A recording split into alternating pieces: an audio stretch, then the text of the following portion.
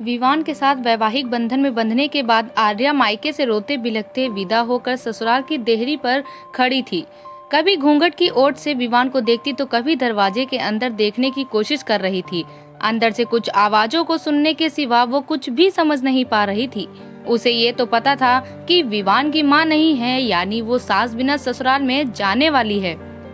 काफी देर के बाद भी कोई गृह प्रवेश के लिए नहीं आया तो उसने विवान की तरफ आशा भरी नजरों से देखा, क्योंकि वो खुद भी काफी थकान महसूस कर रही थी।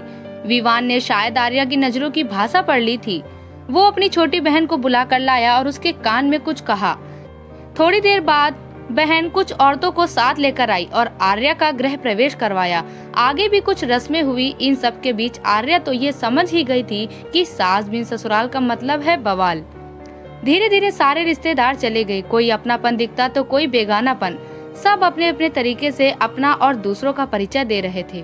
आर्या कभी इनकी तो कभी उनकी बातें सुनकर परेशान सी हो रही थी, लेकिन धीरे धीरे ससुर, पति और दो छोटी ननदों के साथ अपनी गृहस्थी की गाड़ी को रास्ते पर लाने का प्रयास करने लगी। पति का प्यार, ससुर का दुलार और छोटी ननद का स्नेह आर्या को कब अल्हड़ लड़की से जिम्मेदार गृहिणी बना दिया, वो खुद भी नहीं समझ पा रही थी। पर इन सब चीजों के बीच उसके दिल में एक चीज की कसक रहा करती थी कि उसकी भी सास होती। शादी के समय सारी सहेलियां उसे काफी किस्मत वाला मानती थी कि चलो ससुराल में सास की किचकिच नहीं रहेगी। पर सच्चाई तो ये है कि जिस घर में सास ना हो उस घर में आने वाले सारे लोग सास ही बनने की कोशिश करते हैं। आर्या भी इस बात को समझती थी, तभी तो दिल ही दिल में फैसला कर चुकी थी कि वो अपनी बेटियों की शादी सास बिना ससुराल में नहीं करेगी। दोस्तों, कुछ रिश्ते नमक जैसे होते हैं। सास का भी रिश्ता कुछ इसी तरह का है। ससुराल का हर सुख बिन सास के फीका ही स्वाद देता है।